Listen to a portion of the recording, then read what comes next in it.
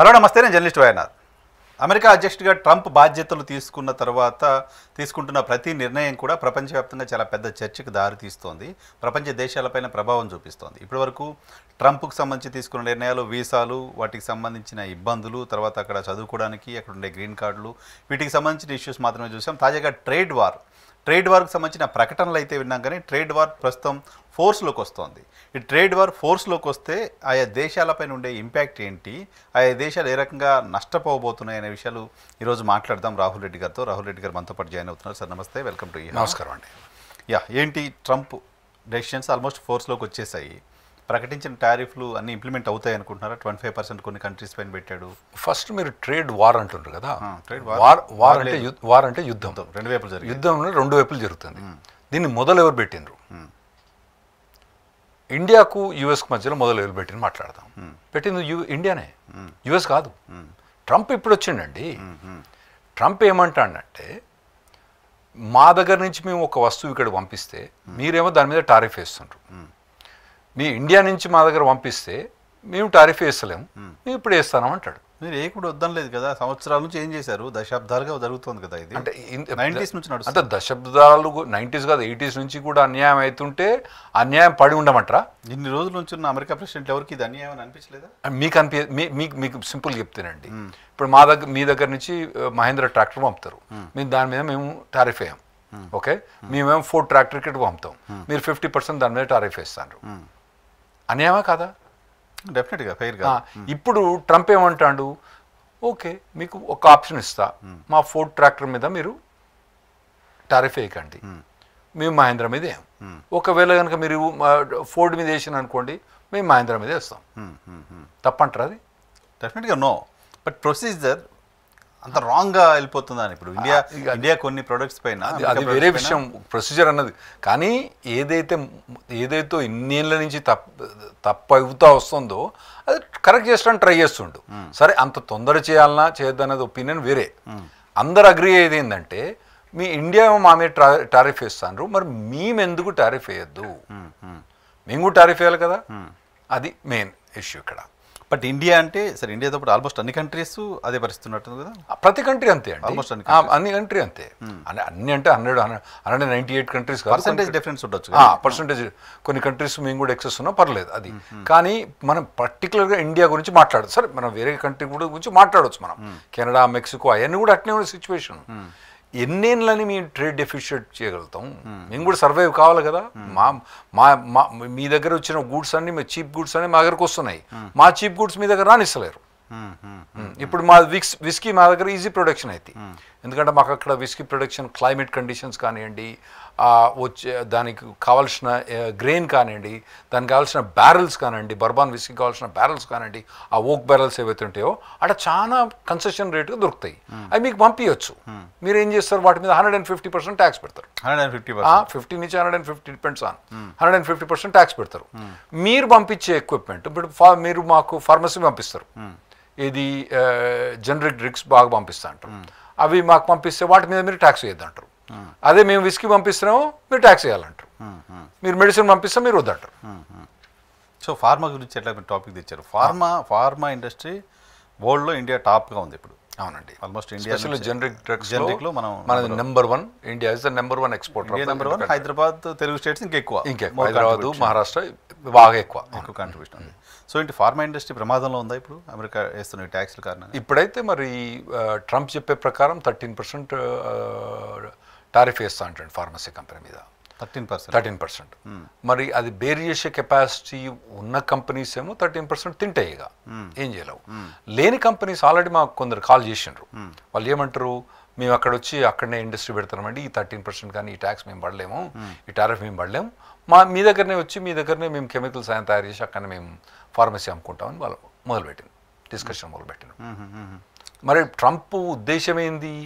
ఇప్పుడు మేము పంపించేదానికి మీరు టారిఫ్ వేస్తున్నారు, మీరు పంపించేదానికి మేము ఫ్రీ అని, మీరు అట్లే నడవాలి, అన్యాయం అట్లే నడవాలని మేము అంటాం. టారిఫ్ ఏమంటారు, అది ట్రంప్ ఏమంటాడు, ఈ అన్యాయం ఎప్పటికైనా ఒకరోజు ఆగాలి కదా.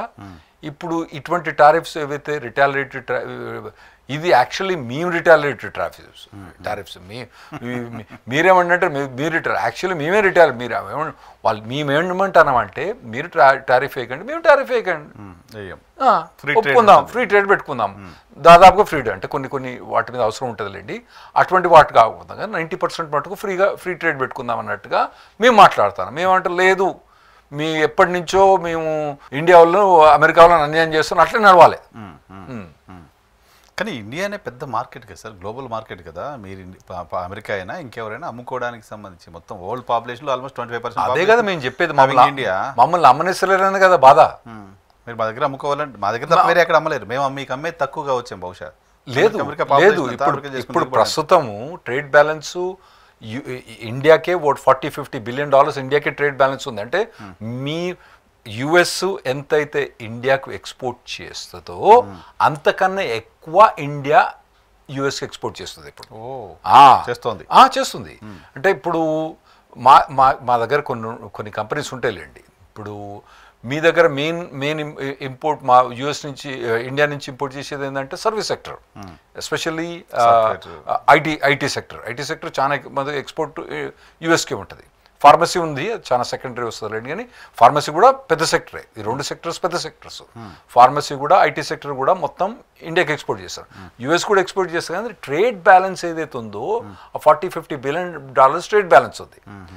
ఒకవేళ కనుక మీరు టారిఫ్ కనుక ఈక్వల్గా ఉంటే మనం, లేదా అంటే మీరు టారిఫ్ తీసేయండి మేము టారిఫ్ తీసేస్తే దాదాపుగా ట్రేడ్ బ్యాలెన్స్ ఈక్వల్ అయ్యే ఛాన్స్ ఉంటుంది, లేదా కొద్దిగా $50 బిలియన్ కన్నా $10-15 బిలియన్ అయ్యే ఛాన్స్ ఉంటుంది. ఓకే, ఫార్మా కంపెనీలు వెళ్ళడానికి ఉన్న ప్రమాదం ఏంటంటే ఫార్మా వాళ్ళు ఇప్పటివరకు అమెరికాకి ఎక్స్పోర్ట్ చేస్తున్నప్పుడు అమెరికా అక్కడ ట్యాక్స్ వేయట్లేదు, టారిఫ్ వేయట్లేదు.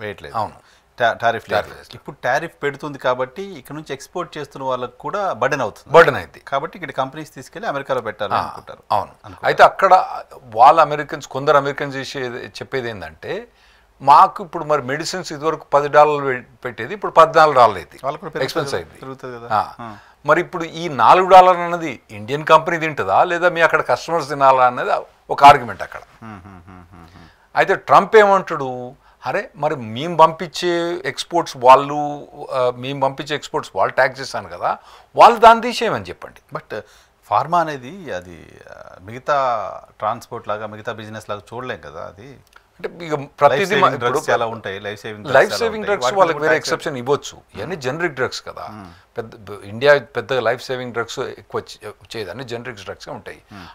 ఒకవేళ 15-20% టారిఫ్ వేసినా కూడా పెద్ద బర్డన్ ఏం కాకూడదని అనుకుంటాను నేను. ఒకవేళ అయినా కూడా మీ దగ్గర నుంచి ఛార్జ్ చేసిన పైసలు మాకు డిస్కౌంట్ ఇచ్చుకోవచ్చు కదా మేము మా వాళ్ళకు, అట్లా కూడా చేసుకోవచ్చు. మీ దగ్గర ఎక్స్ట్రా ఛార్జ్ చేసిన పైసలు కూడా డిస్కౌంట్ ఇచ్చుకోవచ్చు, మీరు చాలా చేసుకోవచ్చు. ఇంకోటి ఏంటంటే ఆల్రెడీ కొన్ని కంపెనీస్, ఫార్మసీ కంపెనీస్ మా ఆఫీస్ కాంటాక్ట్ చేసి we want to establish a business right now in USA అంటాను. మాకు అవునా మాట్లాడుతున్నారు, ఎందుకంటే మాకు ఈ టారిఫ్స్ పడేదానికన్నా అక్కడ మేము పెట్టడం మాకు బెటర్ అయితే చీప్ అయిద్దని వాళ్ళు క్యాలిక్యులేట్ చేస్తారు. కానీ అమెరికా లాంటి కంట్రీస్, డెవలప్డ్ కంట్రీస్ ఈ ఫార్మా ఇండస్ట్రీస్ని అక్కడ పెట్టుకోవడానికి, ఆ పొల్యూషన్ తీసుకోవడానికి ఇష్టపడవు. కాబట్టి ఈ కంపెనీస్ అన్ని వర్ధమాన దేశాల్లో డెవలపింగ్ కంట్రీస్కి వస్తున్నాయి అనేది ఒక చర్చ ఉంది వరల్డ్ వైడ్గా. సో అమెరికా అలో చేస్తుందా ఫార్మా కంపెనీస్ అన్ని అక్కడ రావడానికి? First of all Trump pollution అనేది బిలీవ్ చేయడు, తెలుసో తెలియదు. అతను పెద్ద ఎన్విరాన్మెంటల్ ఫేవరెట్ కాదు. ఇంకోటి అతను గ్లోబల్ వార్మింగ్ అనేది బిలీవ్ చేయడు ట్రంప్. ఇది మొత్తం మనం చేసే పొల్యూషన్ తోటి ప్రపంచం హీట్ అవుతుందని కూడా బిలీవ్ చేయడు. అతను తప్పంటాడు, అటువంటి ఆర్గ్యుమెంట్ ఉన్నాడు. ఎన్విరాన్మెంటల్లో రిపబ్లికన్స్ కొద్దిగా లిబరల్ అన్నట్టు, స్ట్రిక్ట్ లేరు. సో వాళ్ళు కొద్దిగా లిబరల్ పాలసీస్ ఇంప్లిమెంట్ చేస్తారు. బట్ ఎన్విరాన్మెంటల్ లాస్ ఉన్నాయి కదా అక్కడ, ఉన్నా కూడా మీరు మా దగ్గర లాస్ ప్రకారం ఉన్న ప్రకారమే తయారు చేయండి, ఎక్స్పెన్సివ్ అయినా కానీ మా దగ్గర తయారు చేయండి, ఇండియాలో తయారు చేసి పంపకండి. ఇప్పుడు సింపుల్ మోదీ ఉన్నాడండి, ఇప్పుడు సిమెన్స్ మీద మిగతా కంపెనీస్ మీద రిస్ట్రిక్షన్స్ ఏం పెట్టిండు, ఆడ జర్మనీ తయారు చేసి మీరు ట్రైన్ పంపించినా చీప్ అయినా కూడా వద్దు మా దగ్గరే మొత్తం తయారు చేయమని చెప్పిండు. చెప్పాడా చెప్పలేదా? ఇప్పుడు మన కొన్ని ఫైటర్ జెట్స్ కూడా ఫోర్స్ చేసిండు మోదీ గారు, ఏంది అసెంబ్లీ అన్ని ఇక్కడనే చేయాలని చెప్పిండు. అంతే, ట్రంప్ కూడా అదే చేస్తుండు, తప్పే ఉంది. గవర్నమెంట్ అది మొదల తప్పని చెప్పండి మీరు. ఎందుకు తప్పు? గవర్నమెంట్ ఆఫ్ ఇండియా ఒక డెసిషన్ తీసుకుంది బిఫోర్ 1 decade. అవును, ఏం డెసిషన్ అంటే మేక్ ఇన్ ఇండియా అనే ఒక డెసిషన్ తీసుకున్నాం. అతను అదే చెప్తుండు మరి. మేక్ ఇన్ ఇండియా ట్రంప్ అదే అంటుండు. ట్రంప్ అదే అంటుండు, ఏదైతే ఫార్మసీ మీద ఎక్స్పోర్ట్ చేస్తానో మా దగ్గర చేయండి, లేదా అంటే మీరు ఈక్వల్ ట్రేడ్ చేయండి, మీరు ఫెయిర్ ట్రేడ్ చేయండి. ఈ ఏదైతే మీరు డిస్క్రిమినేటరీ ట్రేడ్ ఉందనుకోండి, మేము పంపించే దాని మీద మీరు 100% టారిఫ్ వేస్తారు, మీరు పంపించేదేమో మీరు టారిఫ్ వేయకుండా తీసుకోవాలి. సో మిమ్మల్ని అప్రోచ్ అవుతున్న వాళ్ళ వర్షన్ ఏంటి సార్? అక్కడ ఏం లేదు, మాకు ఎక్స్ట్రా కాస్ట్ అవుతుంది, ఆ కాస్ట్ మందం మేము ఇక్కడ సేవింగ్ చేసుకుంటాం మీ దగ్గర కంపెనీ ఓపెన్ చేసి. స్టీల్ మన తర్వాత ఈ మెటల్ ఇండస్ట్రీస్ కానివ్వండి, ఈ పైప్ లైన్ ఇండస్ట్రీస్ కానివ్వండి, తర్వాత ఈ ఫార్మసీ ఇండస్ట్రీస్ కానీ వాళ్ళు లేదంటే మీ దగ్గరనే ఓపెన్ చేస్తాం, ఎక్కడ ఓపెన్ చేయాలో వాళ్ళు స్టడీ చేస్తుండ్రు వచ్చి. సో వాళ్ళకి ఎక్స్పెన్సివ్ కాదు, అది డిఫికల్టీస్ అంటే ఇప్పుడు అట్లా కాదు. ఇప్పుడు స్టీల్ ఇండస్ట్రీ కానీ ఆటోమొబైల్ ఇండస్ట్రీ మీద 25% నుంచి 50% టారిఫ్ వేస్తా అంటాడు. వాళ్ళు అక్కడ యూఎస్లో పోయి పెడితే వాళ్ళ అంటే వాళ్ళు లెక్కేస్తుండ్రు, ఇప్పుడు పోయి ఎవాల్యుయేట్ చేస్తుండ్రు, మరి ఈ టారిఫ్ కట్టాలనా లేదా అంటే మేము అక్కడ పోయి తర్వాత అక్కడ ఇండస్ట్రీ పెట్టాలని ఎవాల్యుయేట్ చేస్తుండ్రు. ఇప్పుడు వీడు ట్రంప్ టారిఫ్ వేసేటప్పుడు క్యాలిక్యులేట్ చేసుకుంటాడు కదా, ఇటువంటి టారిఫ్ వేస్తే వీళ్ళు వచ్చి మా దగ్గర పెట్టుకుంటారని బహుశా వాళ్ళంతా రావడం కోసం. లేదా ఇంకొక పని చేయొచ్చు, ఇండియన్ గవర్నమెంట్ ఏం చేయొచ్చు, ఒక ఇండియన్ గవర్నమెంటే కాదు మిగతా గవర్నమెంట్ కూడా సేమ్ అదే, అరే ఇది మన కంపెనీస్ అని ఫార్మసీ కంపెనీ అక్కడ మూవ్ కావడం, అక్కడ కంపెనీస్ ఇక్కడ మూవ్ కావడం అన్నది మంచిది కాదు, ఎందుకంటే కాస్ట్ ఎఫెక్టివ్ కాదు. మనము అమెరికన్ ప్రోడక్ట్స్ మీద టారిఫ్ తీసేద్దాం. ఇప్పుడు మేము ఆల్మండ్స్ పంపిస్తాం, బాదాం పంపిస్తాం, దాని మీద కూడా 25% ట్యాక్స్ ఇస్తారు మీరు. ఓకే ఓకే ఓకే ఓకే సరే. ఐటీ సెక్టర్ని ఏం చేయగలడు? ఐటీ సర్వీస్ సెక్టర్లో ఐటీ సెక్టర్ కూడా ఉంది, ఐటీని ఏం చేయగలడు? ఐటీని ఇప్పుడు ఏం చేయగలడో చేయలేడో చెప్పలేమండి, ఎందుకంటే ఐటీ సెక్టర్ అన్నది డైరెక్ట్ కంపెనీస్ నుంచి కంపెనీస్ పోతుంది, గవర్నమెంట్ రిలేటెడ్ లేదు కాబట్టి దాని మీద టారిఫ్ ఏమి ఇప్పుడైతే ఏం ప్రపోజల్ లేదు. ఇప్పుడు కాకపోతే కొన్ని రిస్ట్రిక్షన్స్ పెట్టొచ్చు, ఏ కంపెనీ కూడా ఇంతమంది కన్నా ఎక్కువ సర్వీస్ తీసుకోకపోవడం ఏమైనా పెట్టొచ్చు, చెప్పలేము ముందు. ఇప్పుడైతే ఐటీ సెక్టర్ మీద ఇప్పుడు ఏప్రిల్ 2 అయితే ఈరోజు అయితే ఉందో, మనం ఈరోజు మాట్లాడుతున్నాం, ఈరోజు మాత్రం ఐటీ సెక్టర్ మీద ఏ టారిఫ్స్ కూడా ఇంపోజ్కు లేవండి. ఈ ఐటీ అంటే ఓన్లీ కంప్యూటర్, దానికి ఎక్విప్మెంట్లు అయితే యాపిల్ ఫోన్ అటువంటి వాటికి ఉండొచ్చు, కానీ సర్వీస్ సెక్టర్ మన హైదరాబాద్ పర్టికులర్ కానీ బెంగళూరు కానీ సర్వీస్ సెక్టర్ కదా మనం ప్రొవైడ్ చేసేది, ఏది ఐటీ వాటికి మాత్రం ఇప్పటికైతే ఇప్పుడు ఏం ఎఫెక్ట్ లేదు. పాసిబిలిటీ ఉందా పెట్టడానికి ఇన్ ఫ్యూచర్? అది ఎట్లా పెడతారన్నది చూడాలి, ఎందుకంటే మీకు మొత్తం ఐటీకి పెద్ద పెద్ద కంపెనీస్ అన్ని అమెరికా బేస్డ్ కంపెనీస్ అయినప్పటికీ చీప్ లేబర్ కదా మన దగ్గర ఇండియాలో. ఐటీ వాళ్ళంతా చాలా చీప్ లేబర్, అమెరికాలో మీకు ఆ రేటుకి దొరికే పరిస్థితి లేదు కదా. ఇప్పుడైతే దాని మీద పెద్ద అతని దృష్టి లేదు, ఎక్కువ దృష్టి అంతా ఆటోమొబైల్ మీద, తర్వాత అగ్రికల్చర్ ప్రోడక్ట్స్. మేము నెట్ అగ్రికల్చర్ ఎక్స్పోర్టర్స్, మేము ఓన్లీ మొత్తం మా దగ్గర ఓన్లీ 5% ఆఫ్ ద పాపులేషన్ మేము అగ్రికల్చర్ చేస్తాం, కానీ మేము నెట్ ఎక్స్పోర్టర్స్ ఆఫ్ అగ్రికల్చర్. ఇప్పటికీ మీరు మా దగ్గర మా యాపిల్ పండు వస్తే మీరు రిస్ట్రిక్షన్ పెడతారు, మా పప్పు ధాన్యాలు వస్తే రిస్ట్రిక్షన్ పెడతారు, మా చికెన్ వస్తే రిస్ట్రిక్షన్ పెడతారు, దాని మీద టారిఫ్ పెడతారు, మా బాదాం పిస్టాస్ ఇవి వచ్చినా కూడా మీరు టారిఫ్స్ వేస్తున్నారు. అటువంటి మాట మీద అతను ఫోకస్ ఉంది, కానీ ఐటీ మీద పెద్ద ఫోకస్ లేదు. అయితే ఇప్పుడు ట్రేడ్ ఇంబ్యాలెన్స్ ఏదైతే యూఎస్లో ఉందో అతని మెయిన్ ఫోకస్ ఇప్పుడు ఇండియా అంత పెద్ద టార్గెట్ కాదు. అతని మెయిన్ ఫోకస్ చైనా, తర్వాత కెనడా, తర్వాత మెక్సికో, తర్వాత వియట్నాం, తర్వాత సౌత్ కొరియా, తర్వాత మనం వస్తున్నాం. ఓకే, మనం ఏమనుకుంటున్నాం, మనం యూఎస్కి పెద్ద trade partners. US is the biggest, US ఇండియాకు యుఎస్ పెద్ద ట్రేడ్ పార్ట్నర్, కానీ యుఎస్కు ఇండియా కాదు. ఓకే ఓకే ఓకే అది చిన్న లిస్ట్ ఉంది, 5-6. ఫస్ట్ చైనా, ఆ తర్వాత కెనడా, మెక్సికో, తర్వాత సౌత్ కొరియా, వియట్నాం, తర్వాత మనది ఎక్కడో కిందకి వచ్చింది లిస్ట్. జపాన్, సారీ మర్చిపోయినా, ఇటువంటి అన్ని కంట్రీస్, యూరోపియన్ కంట్రీస్ కూడా కొన్ని ఉన్నాయి. వాటన్నిటి తర్వాత మనకి కిందికి ఎక్కడ లిస్ట్ ఉంది. ఓకే, బట్ అక్కడ ట్రంప్ ఏదో తీసుకుంటాడు డెసిషన్ అనే దానిపైన బేస్ చేసుకొని ఆల్మోస్ట్ మీరు చెప్పిన అన్ని కంట్రీస్లో స్టాక్ మార్కెట్స్ ఫ్లక్చుయేషన్ వచ్చేస్తుంది, షేక్ అయిపోతుంది. అవును, చూడాలి ఎట్లయితుంది అనేది. అంటే నా ఉద్దేశం కూడా అంత తొందరగా టారిఫ్ 25% 50% ఇంపోజ్ చేసి ఉండకూడదన్న నా ఉద్దేశం. మొదలు 5% చేసి తర్వాత మెల్లగా చేసి, ఎందుకంటే ఒక కంపెనీ ఇక్కడ నుంచి ఫార్మసీ కంపెనీ ఇక్కడ ఇండియా నుంచి యుఎస్ పోవాలన్నా కూడా కొద్దిగా టైం పడుతుంది వాళ్ళకు. అక్కడ టక్కున పోయి ఓకే చిటికల్నే పోయి ఫార్మసీ కానీ ట్యాబ్లెట్స్ కానీ తయారీ అంటే అది ఈజీ కాదు. వీళ్ళకి కూడా కొద్దిగా ట్రాన్సిషన్ టైం అన్నది ఇవ్వాలి. సో ఇండస్ట్రీ అడ్జస్ట్ చేసుకుంటే ట్రాన్సిషన్ టైం ఇవ్వాలని నా ఉద్దేశం అండి. సేమ్ టైం ఆయన మళ్ళీ యుద్ధానికి వెళ్ళేలా కూడా కనపడుతున్నాయి. ఇరాన్కి ఇస్తున్న వార్నింగ్స్ చూస్తే నేను లేకుండా చేస్తా, ఇంకేదో మామూలు రోడ్డు మీద మనం కూర్చొని మాట్లాడుకున్నట్టు, ఊళ్ళో కొట్లాడ పెట్టుకున్నట్టు మాట్లాడుతున్నాను. నేను అంత ట్రంప్ ఫ్యాన్ కాదు. అయితే ఇతను ఏమన్నాడంటే, గాజా స్ట్రిప్లో ఎవరైతే ఇజ్రాయలీస్ని కిడ్నాప్ చేసేసుకుపోయినారో నేను పవర్కి వచ్చే లోపల అందరిని రిలీజ్ చేయాలి, లేక మొత్తం ధూమ్ధామ్ గాజాని మొత్తం తీసి పడేస్తా అన్నాడు. ఏం చేయలేదు. నేను వచ్చిన తర్వాత వారం 2 రోజులనే రష్యాను ఉక్రెయిన్ వారు కథమైద్ది అన్నాడు, కాలేదు. ఆ తర్వాత ఇప్పుడు ఇరాన్ మీద కూడా ఇతను చేసే మాటలతో మాకు యూఎస్ఓలకే ఇన్సల్ట్ అనిపిస్తుంది. అరిసే కుక్క కరవదు, కరిసే కుక్క అరవదు అంటారు కదా. ఆ తర్వాత అరే నువ్వు ఒకవేళ స్మాష్ చేసి ఇరాన్ మొత్తం స్మాష్ చేయదలుచుకుంటే చెప్పాల్సిన అవసరం ఏముంది, వార్నింగ్ ఇచ్చి చెప్పాల్సిన ఉంది. ఓ రాత్రి పోయి చేస్తే అయిపోతుంది కదా, ఇవన్నీ చేయాల్సిన అవసరం ఉందా? సో ఇవన్నీ మరి ఎందుకు మాట్లాడుతానన్నది మాకు తెలియదండి. అతని నేచర్ అది. అబ్బో పెద్ద నోరండి, బాడీ ఒకటే కాదు, మంచి నోరు. Sound more. కొన్ని ఏంటంటే ఈ ట్రేడ్ పర్టికులర్ వాటిల్లో ఏంటంటే కొన్ని ఆల్రెడీ మాకు కన్సెషన్స్ వచ్చినాయి, కొన్ని మంచి ఈ పెద్ద నోరుతోటి కొంత బాగా వచ్చింది. అంటే ప్రతిదాన్ని అపోజ్ చేయడానికి అవసరం లేదు. ఆల్రెడీ హార్డ్లీ డేవిడ్సన్ అని మోటార్ వెహికల్ ఉంది, అంటే అదంతా కొద్దిగా రిపబ్లికన్ ఫ్రెండ్లీ. ఆల్రెడీ మోదీ గారు పోయినప్పుడు ఏం చేసిండ్రు, దాని మీద టారిఫ్ తీసేసిండు. అట్లా కొన్నిటి మీద చేసిండు మోడీ గారు. కొన్ని కన్సెషన్స్ ఆల్రెడీ మాకు వచ్చేసినాయి. తర్వాత స్పెషల్లీ మెక్సికోలో మాకు డ్రగ్ వార్స్ అనేది చాలా పెద్ద ప్రాబ్లం ఉండే.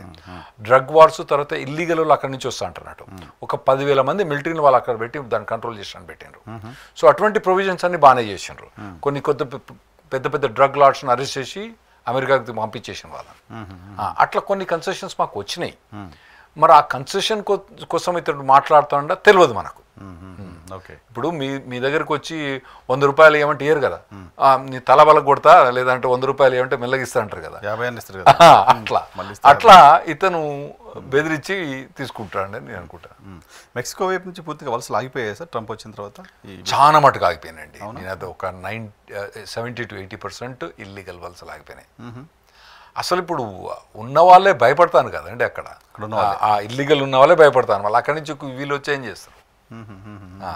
ఎందుకంటే చాలా భయం అన్నది క్రియేట్ చేసేతోటి అతను అప్లికేషన్ అండి, నువ్వు చిన్న నోటిఫికేషన్స్ వస్తున్నాయి, అవి ఓకే నీ వీసా రిజెక్ట్ అయిపోయింది, ఇగో నువ్వు సెల్ఫ్ రిపోర్ట్ చేసుకో, సెల్ఫ్ రిపోర్ట్ చేయడానికి ఒక అప్లికేషన్ ఉంది, అలా మాకు ఇన్ఫార్మ్ చెయ్యని చెప్తాను వాడు. అట్లా ఇంత బెదిరిచుడు జనాలు భయపడతాను. ఇల్లీగల్గా ఉన్నవాళ్ళు ఒక్కనికి వస్తే మొదలు కొన్ని అయితే ఎట్లున్నాయంటే ప్రొవిజన్స్ అవి యాక్చువల్గా అతని వీసా రివోక్ అయినా కూడా అతను లీగల్గా యూఎస్లో ఉండవచ్చు. అతను ఆ ఈమెయిల్ ఏమంటారు, నువ్వు మొత్తం సెల్ఫ్ రిపోర్ట్ కామని చెప్పేసేస్తాను వాళ్ళకు. ఆ ఈమెయిల్ నిన్ననే చూసిన ఫస్ట్ ప్యానిక్ క్రియేట్ చేస్తాను వాళ్ళు. దాంతో అంటే స్పెషల్లీ ఎవరైతే ఇల్లీగల్గా ఉన్నారో వాళ్ళు ప్యాక్ చేసుకుని వెళ్ళిపోతున్నారు. ఇక కొత్తగా వచ్చడం అన్నది కొద్దిగా సెల్ఫ్ రిపోర్ట్స్ పెరిగాయా సార్? బాగా పెరిగినాడు సెల్ఫ్ రిపోర్ట్, చాలా పెరిగిపోయినాయి. సెల్ఫ్ రిపోర్ట్ వాళ్ళు ఏం చేయరండి, మీరు అన్లెస్ మీ మీద ఏమైనా మేజర్ క్రిమినల్ అలిగేషన్స్ ఉంటే తప్పితే మీరు ఒకవేళ ఫ్లైట్ టికెట్ తీసుకొని వాళ్ళు మీరు ఇల్లీగల్గా 5 ఏళ్ళ నుంచి మీరు ఇల్లీగల్ ఉన్నా అని తెలిసినా కూడా 10 ఏళ్ళు ఇల్లీగల్ వాళ్ళు ఏమన్నారు, ఇప్పుడు ఎట్లా పోతుండు, మళ్ళీ వాడిని పట్టుకొచ్చి 4 రోజులు తిండి పెట్టడం ఎందుకు, మళ్ళీ పంపించడం ఎందుకు, వదిలేస్తారు. పెరిగాయి చాలా. అసలు సెల్ఫ్ రిపోర్ట్స్ ఉండేవి కాదు కదా అసలు, ఉంటాయి కానీ మనకు అంత తెలియదు, అంటే అంత పబ్లిక్గా రాదు. ఇప్పుడు ఎక్కువైపోయినాయి, చాలా ఎక్కువైపోయినాయి సెల్ఫ్ రిపోర్ట్. సో వలసలాగే ఇల్లీగల్ వలసలు ఆగినాయి, సెల్ఫ్ రిపోర్ట్లు అనేది బాగా పెరిగిపోయినాయి. బట్ ఒక పక్క మెక్సికో కూడా వార్నింగ్ ఇస్తుంది కదా, మా పైన ఇవన్నీ వేస్తే మేము ఒక్క రోజులో అనుకుంటే మీ యాపిల్ ఫోన్లన్నీ ఆపేయగలం, మేము శాంసంగ్లు వాడగలం, ఇవి ఎట్లేదో మెక్సికో ప్రెసిడెంట్ మాట్లాడడం కూడా చూసా. అంటే ఇక మాట్లాడాలి కదండి. ఇప్పుడు ఎంత ట్రంప్ 100 మాట్లాడతాడు, ఒకళ్ళు వాళ్ళు మాట్లాడాలి కదా. మరి నువ్వే దేవుడు అన్నట్టు చేయరాదు కదా. వాళ్ళు కూడా ఇట్స్ రిపబ్లిక్ కంట్రీ, వాళ్ళ దేశం సపరేట్ రిపబ్లిక్ కంట్రీ. అది దాని అంత ఈజీగా వీడు మా ప్రభుత్వం అట్లా అనడానికి ఉండదు కదా. వాళ్ళు ఏదో మాట్లాడుతున్నారు. యాపిల్ వాళ్ళది పెద్ద చిన్న కంట్రీ కదా, వాళ్ళు యాపిల్ చేసిన పెద్ద మెక్సికో నుంచి మాకు వచ్చే ఇంపోర్ట్స్ చాలా ఉన్నాయి, వాటిని కంట్రోల్ చేస్తే చాలా కష్టం. బార్డర్ ఆఫ్ చేస్తే కథమైనా వాళ్ళు ఇప్పుడు ఇల్లీగల్ బార్డర్ని ఆఫ్ చేసినాం కానీ లీగల్ బార్డర్ ఆఫ్ చేయలేదు కదా. ఏంటి ఇల్లీగల్ బార్డర్ని ఆపడానికి ఇప్పుడు ఈ వలసలు ఆగిపోయాయని చెప్తున్నారు కదా, మీరు మెజారిటీ వలసలు ఆగిపోయాయని. ఏం చేశాడు, ఏ కారణంతో ఆగాయి? ట్రంపే, భయమే, భయంతో ఆగాయి. భయం. ఇంకోటి ముందు గోడ కట్టడం, మిలిటరీ పెట్టడం, ఇవన్నీ చెప్పారు కదా ఎలక్షన్ ముందు. మిలిటరీ తీసుకొచ్చిండు అండి, కొంత మిలిటరీని తీసుకొచ్చి పెట్టిండు. తర్వాత కొంత మిలిటరీ మెక్సికో తీసుకొచ్చి పెట్టింది. గోడలతో ఆగవండి, గోడలు వేస్ట్ అయ్యి ఉట్టినే అవి పెట్టి కట్ చేయడానికి మిషన్ పట్టుకొస్తారు వాళ్ళు గోడలు కట్టడానికి. మేము 10 ఫీట్ల గోడ కడితే వాడు 12 ఫీట్ల నిచ్చెన ఎత్తుకొని వస్తాడు. మేము 20 ఫీట్ల గోడ కట్టుకొని 25 ఫీట్ల నిచ్చెన పట్టుకొని వస్తాడు. అది పెద్ద గోడలతో ఆగ కానీ ఓవరాల్ మెంటాలిటీ తోటి తర్వాత ఇటువంటి ప్రొవిజన్స్ మిలిటరీని తీసుకొచ్చి తర్వాత ఇంటర్నల్ ఎన్ఫోర్స్మెంట్. అక్కడి నుంచి ఎంటర్ అయిన తర్వాత కూడా లోపలికి వచ్చిన తర్వాత ఇంటర్నల్ ఎన్ఫోర్స్మెంట్ లేదు మాకు. ఇప్పుడు ఇంటర్నల్ ఎన్ఫోర్స్మెంట్ అనేది మొదలైంది కాబట్టి కొద్దిగా వలసలు చాలా మటుకు తగ్గిపోయినాయి. తర్వాత సెల్ఫ్ రిపోర్టేషన్ మొదలైంది. కెనడా మా 54th స్టేట్ అవుతుంది అని అనౌన్స్ చేశారు. 51st స్టేట్, 51st 50 దేశాలు, 50 రాష్ట్రాలు ఇప్పుడు 51వ అవుతుంది. ఏంటి అది, దానికి సంబంధించి ఎంతవరకు వచ్చింది? అది కూడా డైలాగేనా? అది కూడా డైలాగ్ అంతే. అంటే ట్రంప్ అన్నాడు, వాళ్ళు ఒప్పుకోవాలి కదండి. వాళ్ళు ఒప్పుకోకుండా డైరెక్ట్గా ప్రెసిడెంట్ ఎలా అనేస్తారు పక్క దేశాన్ని మా రాష్ట్రం అయిపోతుంది అని? అంటే అతను అన్నది ఏమంటే మా రాష్ట్రం అయిపోతుందని అనలే. అతను అన్నది ఏమంటే మాకు ఈ ఏవైతే టారిఫ్స్ ఉన్నాయో వాటి మీద డిస్కౌంట్ ఇవ్వమని చెప్తాడు. ట్రంప్ ఏమంటాడు, మీకు డిస్కౌంటే అవసరం లేదు, ఏ టారిఫ్ అన్ని తీసి పడేస్తా, మీరు మా 51 రాష్ట్రంగా జాయిన్ కాండి, మీకు టారిఫ్లే ఉండేవి, ఎటువంటి ప్రొవిజన్లు ఉండేవి. ఎందుకంటే ఒక రాష్ట్రం నుంచి ఇంకో రాష్ట్రానికి టారిఫ్లు ఉండే కదా, ఉండే కాబట్టి మీరు వచ్చి రాష్ట్రం జాయిన్ కావని అన్నాడు. వాళ్ళు దెట్పోన్నారు, అది వేరే విషయం. కానీ ఇప్పుడైతే వాళ్ళ దగ్గర ఆ కెనడియన్స్ ఫస్ట్ ట్రంప్ వచ్చినప్పుడు కొద్దిగా ఫీలింగ్ ఏముండదు, కానీ ఇప్పుడు మొత్తం యాంటీ యూఎస్ ఫీలింగ్ వచ్చేసారు. వెరీ నైబర్ కంట్రీ కదండి. Very neighbour country. మాకు వాళ్ళకున్న బార్డర్ మెక్సికో కన్నా చాలా పెద్ద బార్డర్ మాది. అటువైపు నుంచి వలసలు లేవు, అటువైపు నుంచి వలసలు ఉండేయండి. అసాలి ప్రదేశ్ నుంచి చాలా తక్కువ అండి. ఆడుండే పాపులేషన్ కూడా చాలా తక్కువ. అది ఎంత పాపులేషన్ అండి, మా టెక్సస్ తోటి ఈక్వల్ పాపులేషన్ వాళ్ళది.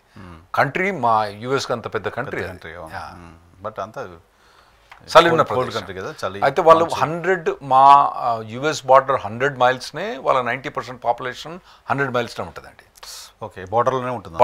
బార్డర్ 100 మైల్స్నే వాళ్ళది మొత్తం 90% పాపులేషన్ వాళ్ళు అక్కడనే ఉంటారు వాళ్ళు. సో స్టూడెంట్స్కి సంబంధించిన వీసాలు ఇప్పుడు సీజన్ కదా, చాలా మంది అక్కడికి వెళ్ళడానికి ప్రయత్నం చేస్తున్నారు, కొంతమంది డ్రాప్ అయిపోతున్నారు ముందే. సో ఏంటి సార్ మీకు వస్తున్న క్వైరీస్ ఏంటి వీటికి సంబంధించి? ఏం లేదు, కొద్దిగా భయం ఉన్నది జనాలల్లో. ఇంకోటి ఏంటంటే మనం 1990s నుంచి కానీ 80s నుంచి కనుక చూసుకుంటే నెంబర్ ఆఫ్ స్టూడెంట్స్ చాలా పెరిగిపోయినారు, నెంబర్ ఆఫ్ H1Bs పెరిగిపోయినారు. తర్వాత కొద్దిగా సిస్టమ్ కూడా కొద్దిగా అబ్యూజ్ పెరిగిపోయింది మన దగ్గర నుంచి. So there is right now కొద్దిగా పాజ్ ఉన్నది, కంట్రోల్ ఉన్నది అని చెప్పుకోవచ్చు. కానీ ఇప్పుడు కూడా యూఎస్లో మంచి అవకాశాలు ఉన్నాయి. H1B ఇప్పుడు కూడా ఉంది. మొన్ననే లాటరీ ఖతం అయిపోయి లాటరీ సెలెక్షన్ వచ్చేసింది. ఆ తర్వాత ఓపీటీ స్టెమెక్షన్ ద్వారా మనం ఇప్పుడు కూడా 3 years పని చేసుకోవచ్చు. ఆ తర్వాత H1 వస్తే మళ్ళీ కంటిన్యూ కావచ్చు. అయితే ఇదివరకు ఏంటంటే కష్టపడే వాళ్ళు పోయేవాళ్ళు. ఓకే, నేను అక్కడ పోయిన తర్వాత కష్టపడతా, మంచి చదువుకుంటా. ఇక ఈ మధ్యలో ఏమైందంటే అరే మా కొడుకు దేని వెనకన్నాడు, దీన్ని తీసుకుపోయి అమెరికా పడేద్దాం రా, అటువంటి వాళ్ళు మాత్రం ఇప్పుడు ఇక బంద్ అయిపోతారు. అరే ఇక్కడ ఏం పని చేస్తలేదు, నాకు చదువు ఇక్కడ వస్తలేదు, ఏం వస్తలేదు, అక్కడ పోతే ఎట్లా బాగుపడతా అనుకునే వాళ్ళు మాత్రం ఇప్పుడు చాలా డ్రాప్ అవుతారు. ఎవరైతే కష్టపడి పోదలుచుకున్న వాళ్ళు ఇప్పుడు కూడా అక్కడ ప్రొవిజన్స్ బాగుంటుంది, వస్తూనే ఉంటారు. స్టెమ్ ఎక్స్టెన్షన్ కూడా ఇబ్బంది లేదు, ఇప్పుడు స్టెమ్ ఎక్స్టెన్షన్ ఇబ్బంది ఏం లేదు, ఇస్తున్నాడు 3 years. 3 years, 1 year + 2. 1 year + 2. అయితే ఇప్పుడు ఏంటంటే April 1st ఒక కొత్త బిల్ ఇంట్రడ్యూస్ అయింది. అంటే ఈ మొత్తం ఓపీటీ స్టెమ్ ఎక్స్టెన్షన్ మొత్తమే తీసేద్దామని బిల్ ఇంట్రడ్యూస్ చేసిండ్రు. కానీ ఆ బిల్లు పాస్ కావడం అసాధ్యమైనది, అది కాదు. బిల్ పాస్ ఇంట్రడ్యూస్ చేసిండు. అక్కడ చాలా బిల్లు ఇంట్రడ్యూస్ అయితే అంటే అటువంటి ఇమిగ్రేషన్ మొత్తమే గ్రీన్ కార్డు తీసేద్దామన్న బిల్లు కూడా చాలా ఉన్నాయి అటువంటి. ఇది కూడా ఒక బిల్లు ఇంట్రడ్యూస్ చేసి కొద్దిగా న్యూస్లో వస్తుంది, కానీ ఆ బిల్లు పాస్ కావడం వెరీ అన్లైక్లీ. సో ఇప్పుడు కూడా స్టూడెంట్స్ ఓపీటీ స్టెమ్ ఎక్స్టెన్షన్ ఉంటుంది, ఇప్పటికైతే ఉన్నది. బట్ బయటకు వెళ్ళి జాబ్ చేసుకునే పరిస్థితి లేదు, ఓన్లీ యూనివర్సిటీ ప్రెమిసెస్లో చేసుకోవాలి పిల్లలు. ఇటువంటి రెస్ట్రిక్షన్ చాలా స్ట్రిక్ట్గా ఇప్పుడు అమలు చేస్తారు. ఇది ఎప్పుడు కూడా అవి ఇల్లీగలే అండి. ఇప్పుడు వాళ్ళు ఇంప్లిమెంట్ చేస్తున్నారు, అందులో తప్పేం లేదు. అండర్ లిమిటెడ్ సర్కమ్స్టాన్స్లే మీరు బయటికి పోయి చేసుకోవచ్చు అంటారు. బయటికంటే యాక్చువల్గా మీరు విత్ ఇన్ ఓపీటీ స్టెమ్ ఎక్స్టెన్షన్లో బయటికి పోయి చేసుకోవచ్చు, కానీ మీ ఫీల్డ్నే చేసుకోవచ్చు. రెస్టారెంట్లో కానీ అటువంటి వాడిని మొదటి నుంచి కూడా పర్మిషన్ లేకుండే, ఇప్పుడు వాళ్ళు ఇంతకుముందు మనం చెప్పినట్టు అన్ని ఇమిగ్రేషన్ లాస్ ఎన్ఫోర్స్ చేస్తున్నారు కదా, ఇది కూడా ఎన్ఫోర్స్ చేస్తున్నారు. నేను విన్నది ఏంటంటే నాకు నాకు తెలియదు, కానీ నేను విన్నది ఏంటంటే majority restaurants, particular Indian restaurants అన్నీ కూడా ఇటువంటి స్టెమ్ ఎక్స్టెన్షన్స్ ఉన్న పిల్లలు వాళ్ళు పనిచేయడం ద్వారా నడుస్తూ ఉంటాయని. ఇప్పుడు ఇది స్ట్రిక్ట్ అయింది కదా, అటువంటి రెస్టారెంట్స్ అన్నీ క్లోజ్ అయ్యే పరిస్థితి ఉంటుందా? చెప్పలేం, ఉండొచ్చు. ఒకవేళ వాళ్ళ మీద డిలే అయితే మాత్రం క్లోజ్ అయ్యే పరిస్థితి ఉంటుంది. ఎందుకంటే నాకు తెలిసినంత మటుకైతే ఈ స్టెమ్ ఎక్స్టెన్షన్స్ వాళ్ళందరూ ఏమైనా సర్వ్ చేస్తూ అంటారు. ఆడపోయి బోల్దోముడు కానీ ఆ దోశలు వేయడం కానివ్వండి, పూరి చేయడం కానివ్వండి, మన వల్ల కాదు అది. అది ఎవరు చేస్తారు? నార్మల్గా మెక్సికన్స్ చేస్తారు. ఓహో, వాళ్ళు మెక్సికన్స్ కానీ సౌత్ అమెరికన్స్ అంటారు, మేము సౌత్ అమెరికా ఆ దేశం నుంచి ఎల్ సాల్వడోర్ అటువంటి కంట్రీస్ వచ్చిన వాళ్ళు స్పెషల్గా ఇల్లీగల్గా ఉండే వాళ్ళు చేస్తూ అంటారు. మనోళ్ళు చేయరు. మనోళ్ళు ఏంటంటే ఆడ కౌంటర్ మీద కూర్చోవడం, తర్వాత సర్వ్ చేయడం తప్పితే ఆడ పోయి పూరీలు చేయడం, దోశలు వేయడం, ఆ వేడి కిచెన్లో పోయి ఉండడం, మన ఆ పెద్ద పెద్ద బోల్ తోమడం మన వల్ల కాదు మనలో. సో అదంతా నార్మల్గా అక్కడ సౌత్ అమెరికన్స్ చేస్తూ ఉంటారండి. అయితే ఇప్పుడు ఇక్కడ 2 తీర్ల ఎన్ఫోర్స్మెంట్ అవుతుంది.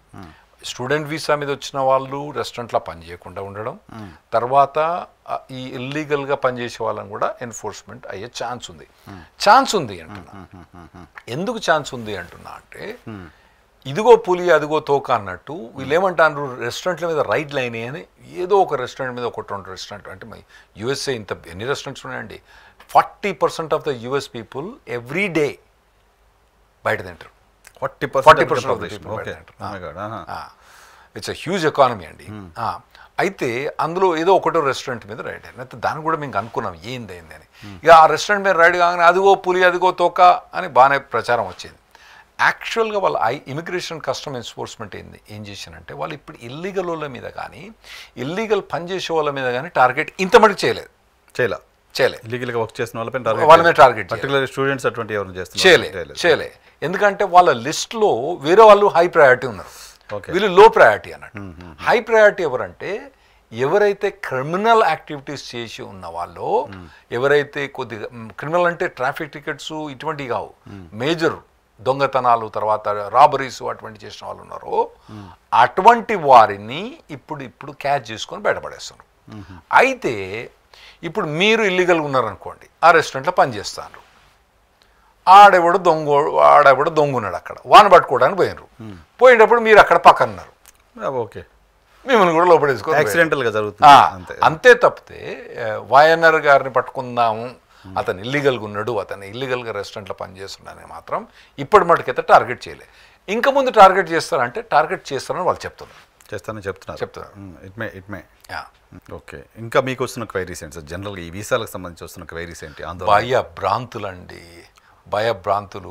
గ్రీన్ కార్డు ఉన్నది, గ్రీన్ కార్డు ఉంది, నేను ఇండియా పోయి రావచ్చా? అరే నాయన, ఇండియాకి ఎందుకు పోయి రాదు నువ్వు? అటువంటి అన్ని భయభ్రాంతులు అవుతున్నారు జనాలందరూ. గ్రీన్ కార్డు ఉండేవాళ్ళు అంటే మీరు కూడా గతంలో నా ఇంటర్వ్యూలో చెప్పారు, కొన్ని రోజులు మీరు యూఎస్ వదిలి రాకుండా ఉంటేనే బెటర్, ఏ కార్డు ఉన్నా సరే వెళ్ళకండి అనేది. గ్రీన్ కార్డు H1B మిగతా ఛానళ్ళు చెప్పాను, కానీ మన ఛానల్ క్యారియర్ గార్డ్ ఎప్పుడు మాత్రం క్లియర్ ఉండేది.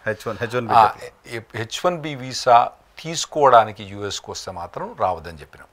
ఎందుకంటే వీసా రిజెక్షన్స్ స్పెషల్లీ ఆ ట్రాన్సిషన్ పీరియడ్లో, ఎప్పుడైతే బైడెన్ నుంచి ట్రంప్కి వచ్చే ట్రాన్సిషన్ పీరియడ్లో వాళ్ళు బాగా వీసా రిజెక్షన్ చేయడం. ఇప్పుడు కూడా వీసా స్టాంపింగ్ వాళ్ళని మేము రావద్దని చెప్తామండి. అంటే మరి అవ్వాయ్య దగ్గర మంచిగా ఫెరారీ కారో లేకుంటే ఆడి కారో కొనుక్కొని రెడీ పెట్టుకుంటా అనుకోండి, మీకు ఇండియాలో హైదరాబాద్ అవ్వాయ్య మంచిగా ఫెరారీ కారు పెట్టుకొని గిల్ల అన్నీ తయారు చేసి పెట్టిందంటే సరే మీ ఇష్టం వచ్చుకోండి, వీసా రిజెక్ట్ అయినా మీకు మంచిగా పైసలనే వండుకోవచ్చు. కానీ మీ అవ్వాయ్య టీచర్ అనుకోండి, కష్టపడి పని చేసుకొని ఏదో చేసుకొని పాపం రిటైర్ అయిపోయి నువ్వు మంచుకుంటావు రా అని ఆడు పంపిస్తే, నువ్వు అక్కడ వదిలిపెట్టి ఇక్కడికి రావడం మళ్ళీ వీసా స్టక్ అయిందని అనుకో, దేనికి రాకుండా పనికిరావు. సో గ్రీన్ కార్డు వాళ్ళు మాత్రం ఫ్రీగా ట్రావెల్ చేయొచ్చు, అక్కడికి ఫ్రీగా ట్రావెల్ చేయొచ్చు, ఎప్పటి నుంచి అది ఇబ్బందే లేదు. ఎవరినో గ్రీన్ కార్డు పట్టుకొని డిపోర్ట్ చేసిండ్రు అని మనం ఇంతకుముందు మాట్లాడినా కదా, గ్రీన్ కార్డు వాళ్ళు వాడు ఎవడండి వాడు చెప్పిన అతను ఏంటంటే, అతను మనం ఇంతకుముందు కవర్ చేసినట్టు ఏంటంటే, అతను టెర్రరిస్ట్ ఆర్గనైజేషన్ సపోర్ట్ చేసిండ్రు. నేను ఇక్కడ హఫీజ్ సయ్యద్ కనుక అంతే కదా పెడితే మీరు సపోర్ట్ చేయరు కదా, ఏ కంట్రీ అయినా చేయదు కదా. అంతే తప్పితే ఎటువంటి గ్రీన్ కార్డ్ వాళ్ళకి ఇబ్బంది లేదు. అయితే గ్రీన్ కార్డ్ మొదటి నుంచి రెస్ట్రిక్షన్ ఏముందంటే వీళ్ళు ఎప్పుడు కూడా గ్రీన్ కార్డ్ అన్నది అక్కడ ఉండాలి, ఇక్కడ ఉండి ఇండియాకు యూఎస్ విజిట్ చేయడం కాదు. అవి కూడా చెక్ చేస్తారా సార్? చెక్ చేస్తారు. ఎంతకాలం ఎక్కడ ట్రావెల్ హిస్టరీ మీరు బుక్ చేయగానే మొత్తం ట్రావెల్ హిస్టరీ అక్కడ చెప్పేస్తారు వాళ్ళకు. వాళ్ళు సిపిపి ఆఫీసర్స్ తోటి నేను మాట్లాడినండి, వాళ్ళు అంటే మాకు పాస్పోర్ట్ అవసరం లేదంటారు. నేను మొన్న ఇమేజ్లో మెక్సికో పోయించిన, నేను పాస్పోర్ట్ తీయలే అంటాడు, రాహుల్ గెటిన్ అంటాడు. అంత ఐ రికగ్నైజేషన్ కదా, రాహుల్ గెటిన్ అన్నాడు.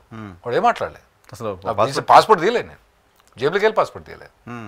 ఇప్పుడు కూడా మన దగ్గర మీకు ఇండియాలో కూడా డీజీ యాత్ర ఉంది కదా, ఐడి చక్కగా వెళ్ళిపోడే కన్నతోటి మొత్తం రికగ్నైజేషన్, సపరేట్ క్యూ పెట్టేసాడు, సపరేట్ క్యూ పెట్టేసాడు. సో డిజిటల్ రికగ్నేషన్స్ ఉన్నాయి అన్ని. సో గ్రీన్ కార్డ్ వాళ్ళు ట్రావెల్ చేయాలా లేదా అనే ఆందోళన ఉంది, మీ దాకా వస్తున్నాయి కాల్స్ అవి?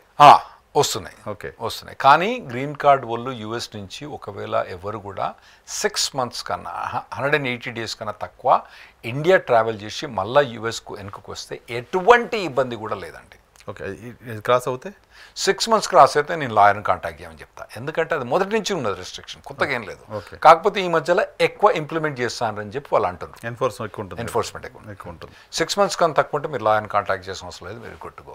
అండ్ మీకు ఏమైనా మేజర్ క్రిమినల్ రికార్డ్స్ ఉన్నాయనుకోండి, డెఫినెట్ కాంటాక్ట్ చేయండి. ఏదో ట్రాఫిక్ టికెట్లు, తర్వాత పార్కింగ్ టికెట్లు ఇటువంటి ఏమైనా ఉంటే పర్లేదు. సో పర్టికులర్గా స్టూడెంట్స్కి ఒక మాట చెప్పండి అంటే, ఇప్పుడు ఈ ప్యానిక్ సిచ్యువేషన్లో ఆల్రెడీ గ్రీన్ కార్డు ఉన్న వాళ్ళే ప్యానిక్తో భయపడుతున్నారంటే, కొత్తగా వెళ్ళాలనుకుంటున్న వాళ్ళు, ఒకటి చదవాలనుకుంటున్న పిల్లలు, లేకపోతే సెటిల్ అవ్వాలనుకుంటున్న వాళ్ళకి ఇంకా ఎక్కువ ఆందోళన ఉంటుంది కదా. Where there is a panic there will be an opportunity అండి. సో ఈ ప్యానిక్లా ఎక్కువ మంది పోకపోతే మీరు పోతే మీకు ఆపర్చునిటీస్ ఎక్కువ ఉంటాయి. ఓకే, ఇంకోటి ఎప్పుడు కూడా అంతే, ఎకానమీ ఎప్పుడు కూడా పైకి కిందికి పోతూ ఉంటుంది. కిందికి పోయినప్పుడు ఏమైందంటే అప్పుడు అందరు పీపుల్ ఇన్వెస్ట్ చేయరు, అప్పుడు డౌన్ అయిపోయింది కదా వదిలేస్తారు.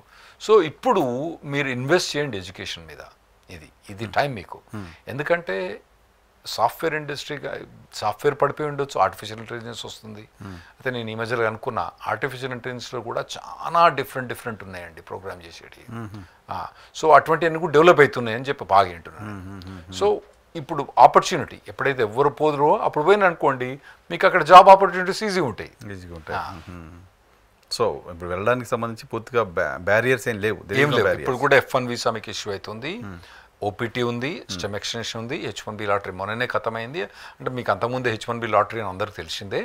ఇంకోటి ఈ డిమాండ్ తగ్గింది అనుకోండి, మీ లాటరీ ఛాన్సెస్ పెరుగుతాయి కదా మీకు వచ్చడానికి. ఇంకో వేరే వాడు రాడనుకోండి, మీరు ఒక్కలే ఉన్నారు అనుకోండి, మిమ్మల్ని వాడు జాబ్ తీసుకోవాల్సిన అవసరం ఉంటుంది. Right sir, India point of వ్యూలో కూడా మనం ట్రేడింగ్ జరిగేదే చాలా తక్కువ ఉంది ఇండియాతో అమెరికా, కాబట్టి పెద్దగా ఇబ్బంది ఏం కాదు. సో బయట మీడియాలో వస్తున్న వార్తలు అవో చూసి పెద్దగా ఆందోళన చెందాల్సిన అవసరం. మన ఇండియా పెద్ద టార్గెట్ కాదు, ఇండియా టార్గెట్ కానీ India will be negatively affected ఈ టారిఫ్స్ వేస్తే. మీరు చెప్తున్నట్టుగా ఫార్మా ఇండస్ట్రీ కనుక ఎఫెక్ట్ అవుతే వెరీ బ్యాడ్. ఫార్మా తర్వాత ఈ ఆటోమొబైల్ ఇండస్ట్రీ కూడా ఎఫెక్ట్ అయింది. ఆటోమొబైల్ ఇండస్ట్రీ కూడా ఎఫెక్ట్ అయింది. సో ఆటోమొబైల్ అంటే ఒక కార్లు మ్యానుఫ్యాక్చరింగ్, ఇక్కడ కార్లు అక్కడ పోవండి, కొన్ని మహేంద్ర ట్రాక్టర్స్ ఇటువంటివి తప్పితే అటువంటి పోవు. అక్కడ పోయి ఏంటంటే పార్ట్స్ పోతాయి. ఓకే, పార్ట్స్ మీద వాడు కనుక టారిఫ్స్ పడితే మనకు చాలా ఇబ్బంది పడతాం మనం. సో అది ఇబ్బంది అవుతుంది మనకు. అంటే ఇండియన్ గవర్నమెంట్ దాన్ని ఏం చేసుకోవచ్చు అంటే, వాళ్ళు యుఎస్ గూడ్స్ మీద ఎవరైతే టారిఫ్ ఇంపోజ్ చేస్తున్నారో వాటిని కట్ చేయొచ్చు. విస్కీ కానివ్వండి, తర్వాత బాదాం కాయలు కానివ్వండి, అగ్రికల్చర్ ప్రొడక్ట్స్ కానివ్వండి, పప్పు, ఉప్పు, ధాన్యాలు, అవన్నీ, ఉప్పు కాదు పప్పు ఇటువంటి అన్నీ కూడా వాళ్ళు టారిఫ్ తీసేయచ్చు. సో ఇంకా డిస్కషన్ స్టేజ్లోనే ఉంది. ఇది ప్రాథమిక డిస్కషన్ ఈ రోజు ఇంప్లిమెంట్ అయింది. అదే ప్రాథమిక చేయడా అన్నది ఇంప్లిమెంటేషన్ తర్వాత కాన్సిక్వెన్సెస్ ఏంటి అనేది చూడాలి. ఈరోజు April 2 కదా, April 2 ఈరోజు అయితే. Right sir, thank you very much. Rahul గారితో స్పెషల్ ఇంటర్వ్యూ చూస్తూనే ఉండండి.